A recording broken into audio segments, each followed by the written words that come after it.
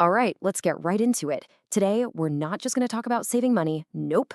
We are talking about how you can become a stability engineer for your own life. We've got a really practical plan to finally break free from that exhausting paycheck to paycheck cycle. Now, I know what you're thinking. This sounds completely backward from every piece of financial advice you've ever heard, right?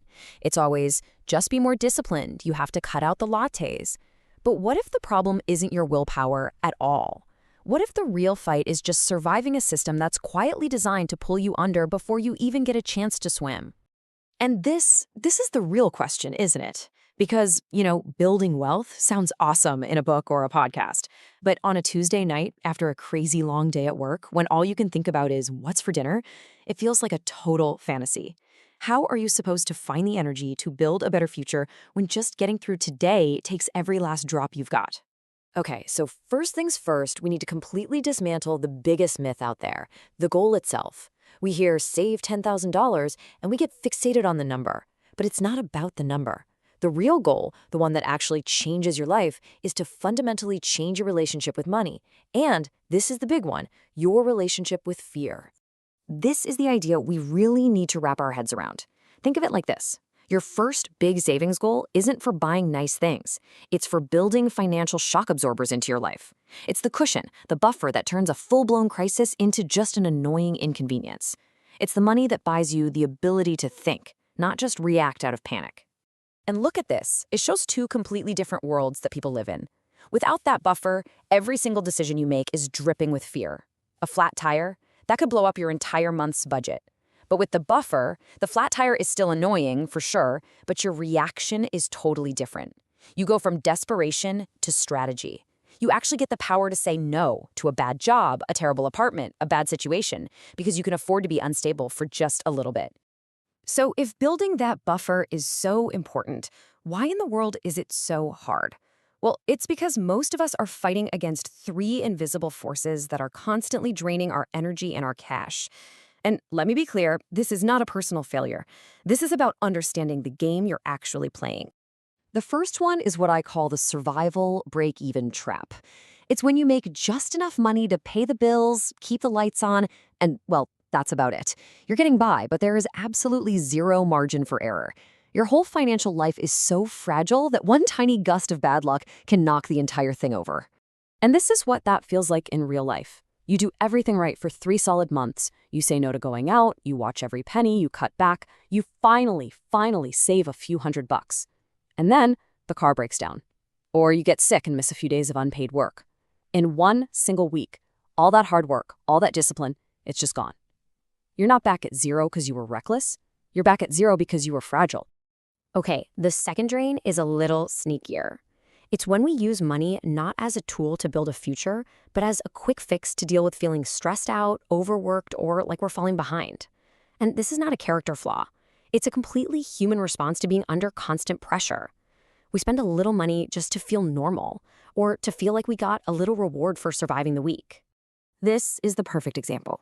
We've all been there.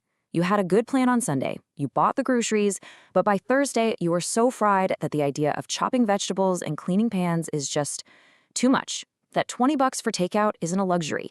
It's what I call an exhaustion tax. And these little taxes add up, draining our bank accounts week after week. And all of this leads to the most dangerous drain of all, cognitive exhaustion. See, when your brain is tired, it automatically defaults to the path of least resistance. It just wants what's easy. And what's easy is almost always more expensive. You don't have the mental energy to shop around for better car insurance or to call and negotiate a bill. Being tired literally makes it harder to make good money decisions. Phew. Okay, so that's the problem. We've got structural fragility, emotional spending, and cognitive exhaustion all working against us. It can feel totally hopeless, right? But it's not. Once you understand the forces that are pulling you down, you can start to engineer a system to push back. And that's the key. We don't need a vague wish. We need a plan.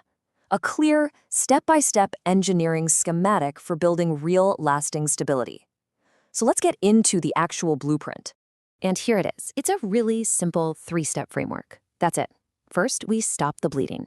Then, we build our first layer of protection.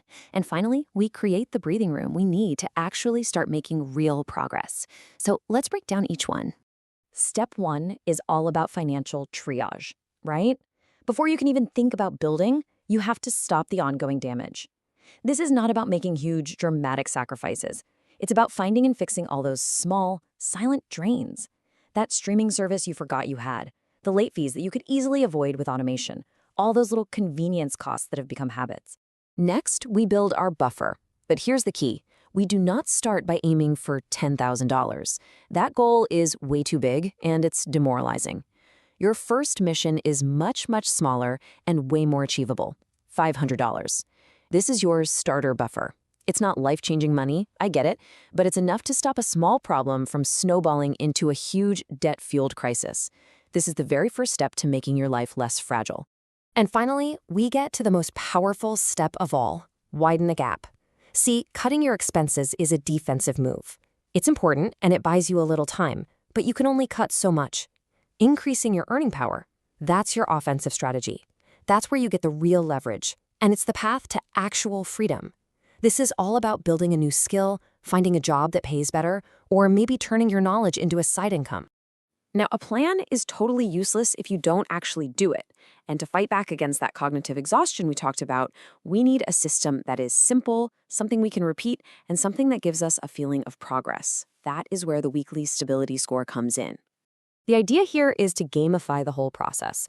Instead of a vague goal like, I'm going to be better with money, you have a concrete target. Your mission each week is just to get a score of +2. That's it. It's small, it's clear, and it feels achievable even when you're having a really tired week. And here's how you get those points. You literally translate positive actions into a score.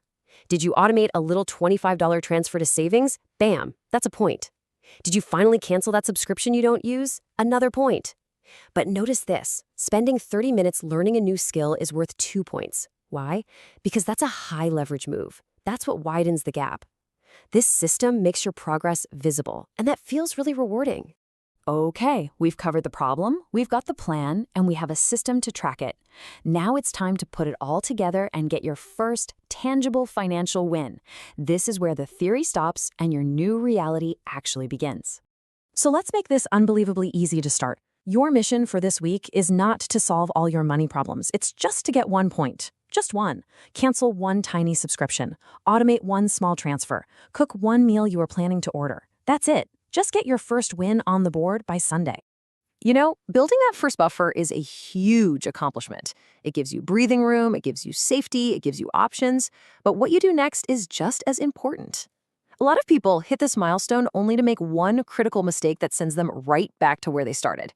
So, once you've engineered your stability, how do you make sure you don't accidentally blow it up? Well, that is a trap we will break down next time.